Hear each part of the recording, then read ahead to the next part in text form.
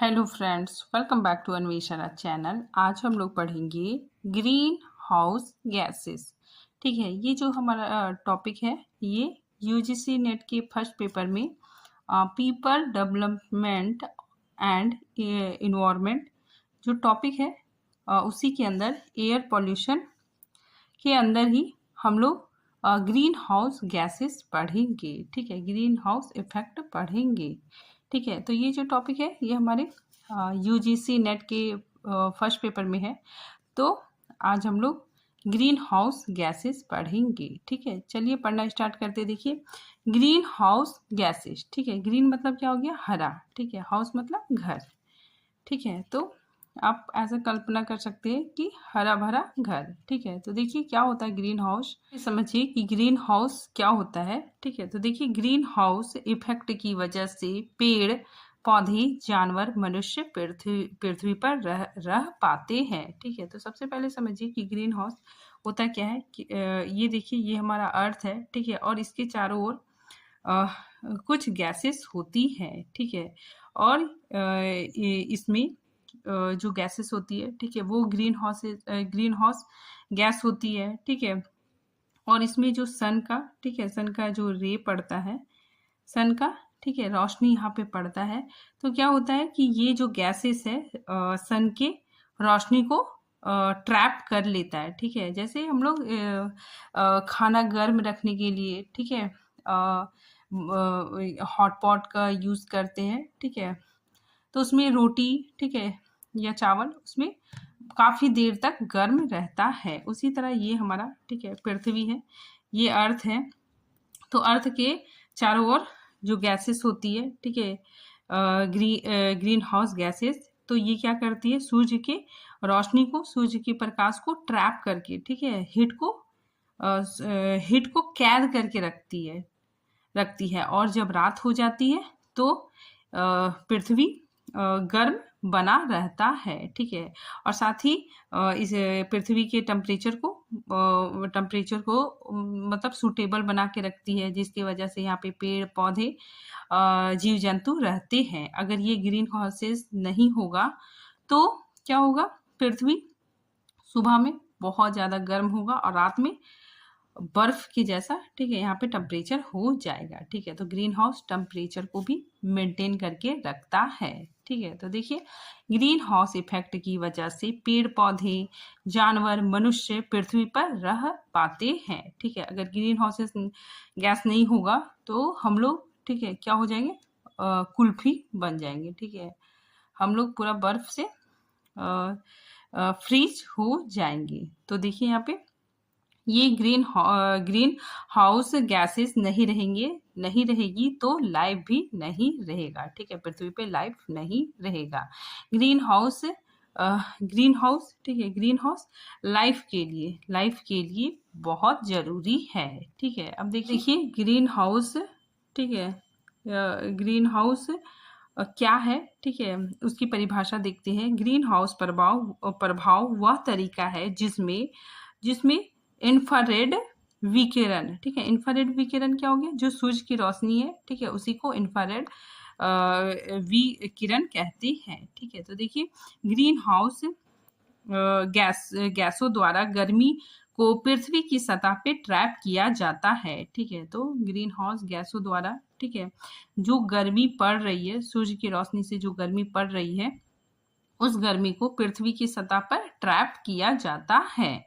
ये उष्मा रोकने वाली गैसेस पृथ्वी के चारों ओर लिपटी रहती है। ठीक है, तो ये ग्रीन हाउस जो गैसेस है ये पृथ्वी के, ठीक है, पृथ्वी के चारों ओर लिपटे रहते हैं।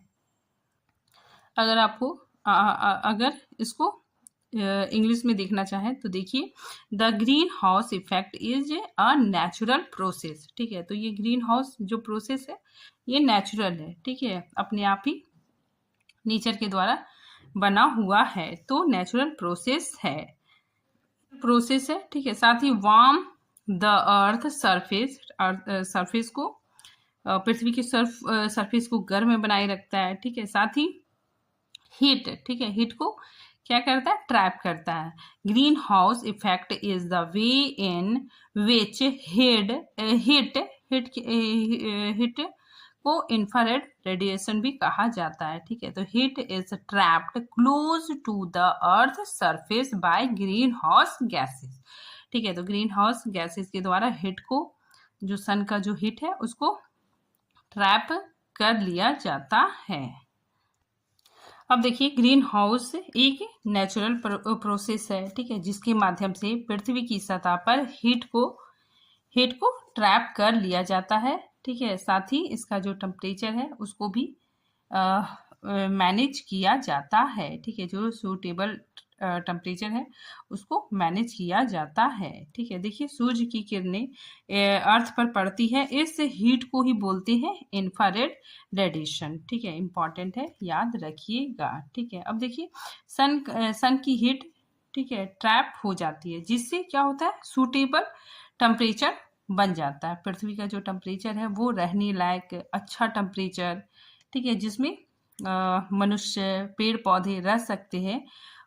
तो ग्रीन हाउस क्या करता है, हीट को ट्रैप करता है, जिससे सुटेबल वातावरण बनता है, अच्छा वातावरण, रहने लायक वातावरण बन जाता है, जिसके कारण लाइफ पृथ्वी पर बनी रहती है।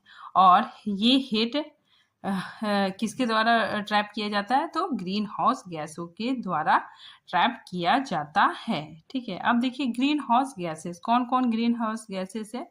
ठीक है, वेरी वेरी इंपॉर्टेंट है। देखिए, सबसे पहले वाटर वेपर, ठीक है, H2O, फिर कार्बन डाइऑक्साइड CO2, फिर नाइट्रस ऑक्साइड, ठीक है, इंपॉर्टेंट है, नाइट्रस ऑक्साइड N2O, फिर देखिए मीथेन, ये भी ग्रीन हाउस गैसेस है। फिर ओजोन, ये भी ग्रीन हाउस गैस है।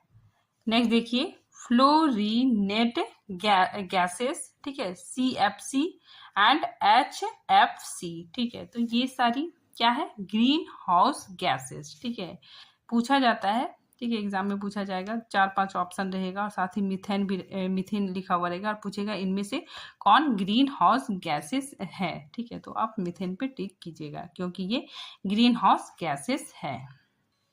नेक्स्ट देखिए, सल्फर हेक्सा फ्लोराइड, ठीक है, ये भी ग्रीन हाउस गैसेस है। ठीक है, SF6, तो ये क्या है, ग्रीन हाउस गैसेस है। ठीक है, अब देखिए, green house trap the heat and maintain temperature. ठीक है, मैंने बताया वही चीज है, ग्रीन हाउस का मुख्य, ठीक है, मेन क्या क्या होता है कि वो हीट को ट्रैप करता है और जो टेम्परेचर है उसको मेंटेन करके रखता है। ठीक है, ताकि हम लोग अच्छे से रह सके।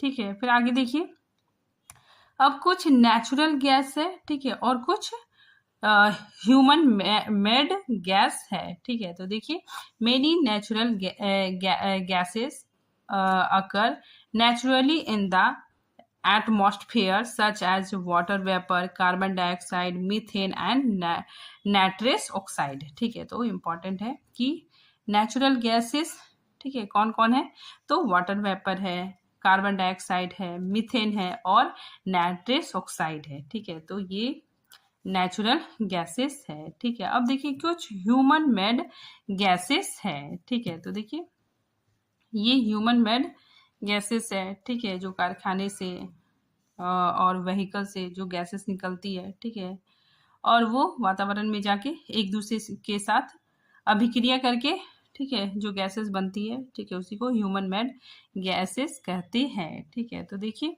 ह्यूमन मेड गैसेस, पहला क्या है, क्लोरोफ्लोरोकार्बन, ठीक है, CFC। नेक्स्ट हाइड्रोफ्लोरोकार्बन, तो देखिए, हाइड्रोफ्लोरोकार्बन, ठीक है, तो ये भी ह्यूमन मेड गैस है। ठीक है, फिर नेक्स्ट देखिए, सल्फर हेक्साफ्लोराइड, ठीक है, तो ये सल्फर हेक्साफ्लोराइड, ये भी ह्यूमन मेड गैस है। ठीक है, तो ये जो गैसेस है वो ह्यूमन एक्टिविटी की वजह से ये गैसेस रिलीज होती है।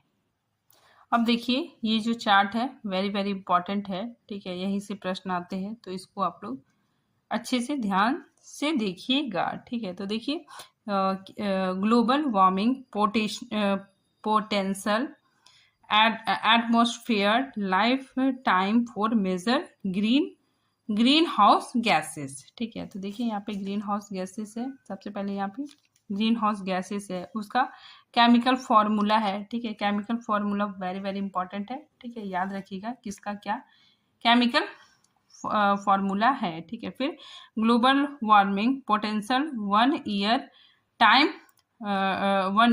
ठीक है, तो किस गैस का कितना साल इसका टाइम है। ठीक है, उस चीज को इसमें मतलब बताया जा रहा है कि ये बहुत ज्यादा ग्लोबल वार्मिंग कर सकती है। ठीक है, तो फिर नेक्स्ट देखिए एटमॉस्फेयर लाइफ टाइम ईयर्स। ठीक है, तो ये कितने साल तक, ठीक है, कितने साल तक रहेगी। ठीक है, तो उस चीज को यहाँ पे दिखलाया गया है।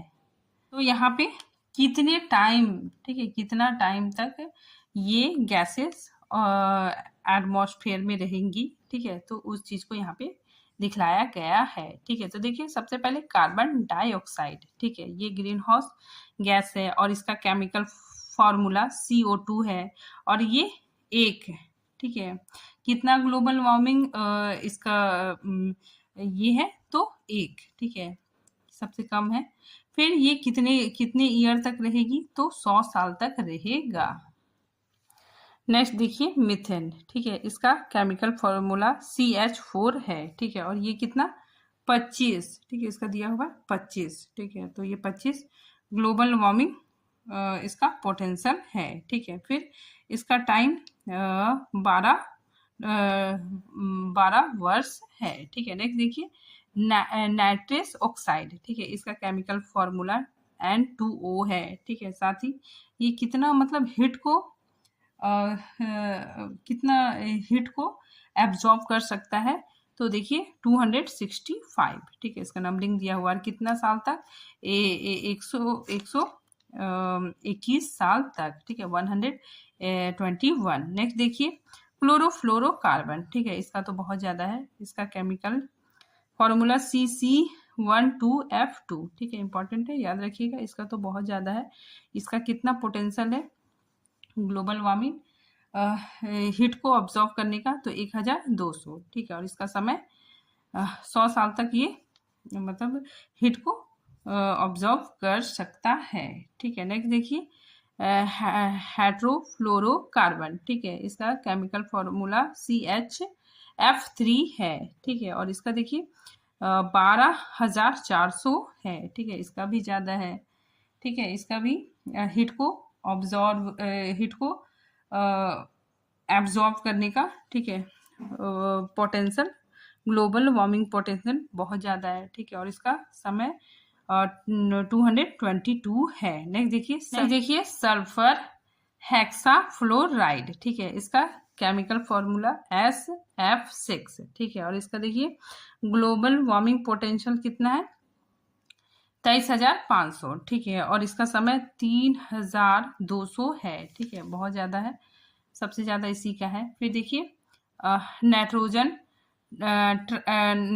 Try fluoride. ठीक है, इसका NF3। ठीक है, इसका जो पोटेंशियल है ग्लोबल वार्मिंग पोटेंशियल 16,100 है। ठीक है, साथ ही इसका समय 500 है। ठीक है, तो ये टेबल वेरी वेरी इंपॉर्टेंट है, इसको आप लोग याद रखिएगा। ठीक है, कि ग्रीन हाउस गैसेस क्या है। ठीक है, इसका केमिकल फॉर्मूला क्या है और किस गैस का कितना ग्लोबल वार्मिंग पोटेंशियल है। ठीक है, मतलब कितना हीट को वो ऑब्जर्व कर सकता है। ठीक है, और कितने साल तक। ठीक है, जैसे कार्बन डाइऑक्साइड का 100 साल तक इसका टाइम है। ठीक है, तो ये वेरी वेरी इंपॉर्टेंट है। अब देखिए कुछ P/Q भी देख लेते हैं। ठीक है, देखिए प्रश्न which of the following is the current sequence of greenhouse gases according to their relative global warming potential in increasing order. ठीक है, तो हमको क्या करना है इंक्रीजिंग ऑर्डर में लगाना है। ठीक है, तो देखिए इसका आंसर क्या हो जाएगा सबसे ज़्यादा। ठीक है, किसका है तो कार्बन डाइऑक्साइड। ठीक है, फिर मीथेन आ जाएगा, मीथेन के बाद नाइट्रस ऑक्साइड। ठीक है, फिर फ्लोरोकार्बन। ठीक है, तो ये इसका केमिकल फॉर्मूला भी है। ठीक है, तो याद रखिएगा, वेरी वेरी इंपॉर्टेंट है। ठीक है, इसको ऐसे भी याद रख सकते हैं, सबसे पहले कार्बन डाइऑक्साइड, फिर मीथेन, फिर नाइट्रस ऑक्साइड का ज़्यादा है। ठीक है, उसके बाद फिर क्लोरोफ्लोरोकार्बन। ठीक है, नेक्स्ट प्रश्न देखिए, which of the following statement are correct in respect of greenhouse gases. ठीक है, तो ग्रीन हाउस के लिए क्या क्या तथ्य सही है। ठीक है, तो देखिए पहला, they are generally of light green colour. ठीक है, तो ये तो बिल्कुल गलत है, ये ग्रीन कलर का नहीं होता है। ठीक है, फिर next, they observe thermal radiation immediate by earth. ठीक है, तो ये क्या करता है, सूरज की रोशनी को अपनी ओर एब्जॉर्व करता है। ठीक है, उसको शोषित करता है। नेक्स्ट देखिए, ये सही हो गया। नेक्स्ट, वाटर वेपर, अभी हम लोग शुरू में ही पढ़े, वाटर वेपर क्या है, नेचुरल ग्रीन हाउस है। ठीक है, तो water vapour is a greenhouse gas. ठीक है, ये सही हो जाएगा। फिर green house gases cause global warming, ये तो 100% सही है। ठीक है, फिर ammonia is a greenhouse gas. ठीक है, तो ये गलत हो जाएगा, अमोनिया तो हमने कहीं नहीं पढ़ा, तो इसका आंसर हो जाएगा BCD।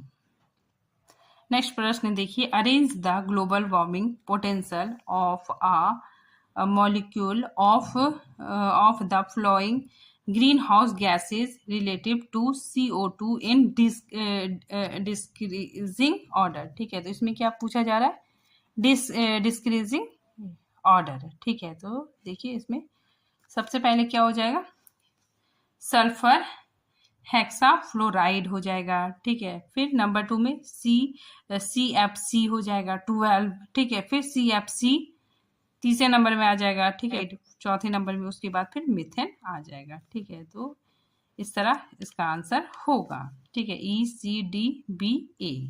अब देखिए मीथेन, अब मीथेन के बारे में बता रहा है कि मीथेन के बारे में, ठीक है, दिए हुए तो कौन सा सही है। ठीक है, तो देखिए, is a greenhouse gas, ये सही है। Next, is a polycyclic aromatic hydrocarbon. ठीक है, तो ये गलत हो गया। नेक्स्ट देखिए, is a component is determining air quality index.